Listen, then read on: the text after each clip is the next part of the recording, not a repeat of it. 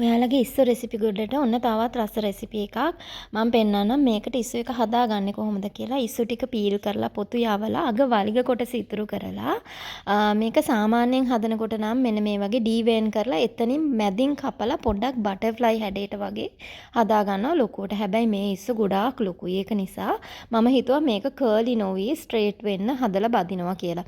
එහෙම ඉස්සු කර්ලි නොවි බදින්න ඕන නම් ඔයා ඉස්සන්ගේ ඇතුල් පැත්ත බඩ පැත්ත බැලුවා තියෙනවා පොඩි පොඩි සෙග්මන්ට්ස්. ඒ හැම තැනකින්ම චූටි කට් එකක් දාන්න. එතකොට ඉස්සෝ බැද්දාම කර්ලි වෙන්නේ නැහැ. ඒ විදිහට ඉස්සෝ හදාගන්න. පොඩි ඉස්සෝ නම් ඔයාට මේක මැදින් කපලා බටර්ෆ්ලයි ෂේප් එකට හදලා හදාගන්න පුළුවන්.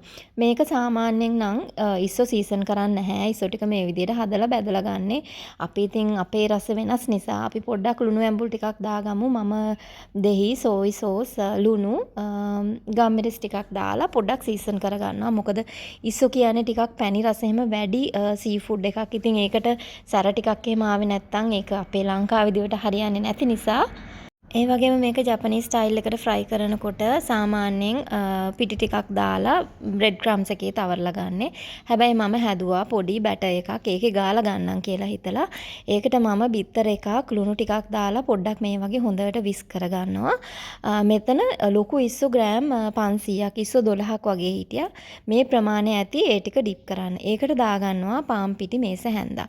ඊට පස්සේ මේ ටික හොඳට කැට නැති වෙන්න මික්ස් කරලා තව වතුර තේ හැන්දක් විතර වගේ දාලා ඔයා හදා ගන්න ඕනේ ටිකක් ගොඩාක් උකු නැති බැටර් එකක් නිකන් උඩින් ගෑවෙන්න වගේ අර බිස්කට් කුඩු ටික ගා ගන්න කලින් මෙන්න මේ වගේ මෙන්න මේ පදමට නිකන් වැක්කිරෙන ගානට වගේ තින් කන්සිස්ටන්සි එකක් තියෙන බැටර් එකක් හදා ගන්න. ඉස්සු ටික වෙලාවක් තියාගන්න හොඳට ලුණු ඇඹුල් වදින්න නැත්නම් රස නැහැ.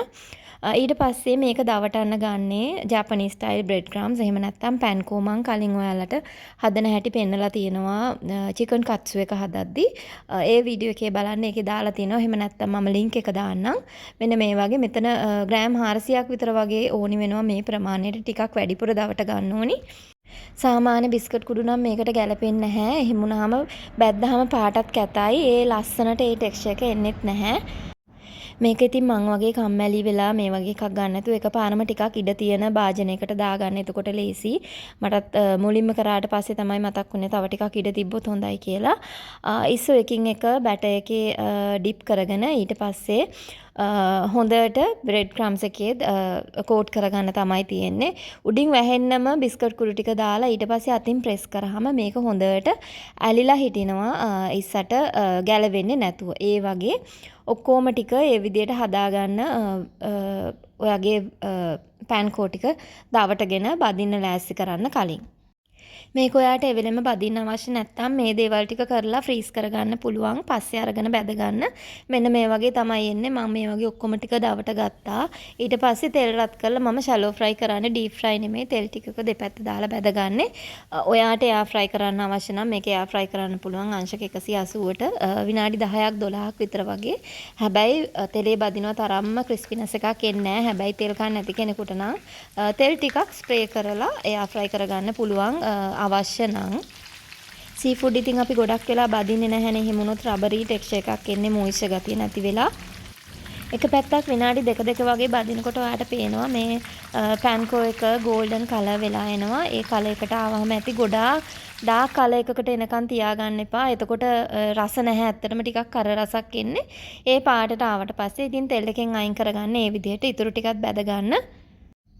මේකට ගන්නකොට මීඩියම් සයිස් වගේ ඉස්සු ගන්න. මේ වගේ ලොකු ඉස්සු ගත්තාම ටිකක් ලොකු වැඩි සර්ව් කරන්න ගියාම මම තිබුණේ වයින් හැදුවේ. ඒ වුණාට ඔයා ගන්නකොට මෙච්චර ලොකු ඒවා ගන්න එපා. මේක සාමාන්‍යයෙන් අර කිලෝ එකට ඉස්සු 20ක් විතර වගේ අල්ලන තරම් ලොකු එකක්. ඒ සයිස් එක ගන්න නැතුව කිලෝ එකට 30ක් විතර වගේ අල්ලන සයිස් එකකින් ඉස්සු ගන්න. එතකොට මේක ලස්සනටම එනවා. තව හොඳට මේකේ කුඩු ටික දවටිලා මේක ටිකක් ඔයාට බැද්දාම පේනවා. අර ලොකු වැඩි කියලා හිතෙනවා. දැන් මෙන්න මේ කලයකට ආවට පස්සේ මම මේක තෙල් එකෙන් අයින් කරගෙන ඉතුරු ටික මේකට දාලා බැද ගන්නවා. සාමාන්‍යයෙන් නම් ඉතින් මේ එබි ෆ්‍රයි එක සර්ව් කරන්නේ ඔය ගෝවා වලින් හදපු සැලඩ් එකක් එහෙම නැත්නම් ගෝවා කොළ ටිකක් එහෙම නැත්නම් නිකම්ම ශ්‍රෙඩ් කරපු ගෝවා ටිකක් එක්ක එහෙම ඉස්සෝ විතරක් සර්ව් කරනකොට ඊ අපේ ගෙදර තායි රයිස් එකක් හදපු නිසා මම ඒකත් එක්ක සර්ව් කරා. ඔයාලත් ඉතින් ඉස්සෝ හදන වෙලාවක ඔන්න මෙහෙමත් හදලා බලන්න. ගොඩාක් රසයි, ක්‍රිස්පිනස් එක ගොඩාක් තියෙනවා. පොඩි අයත් ආස වෙයි හදලා බැලුවොත්. ඉතින් මටත් රස කියන්න. එහෙනම් thank you හැමදාමත් වගේ වීඩියෝ එක බලාගෙන හිටියට.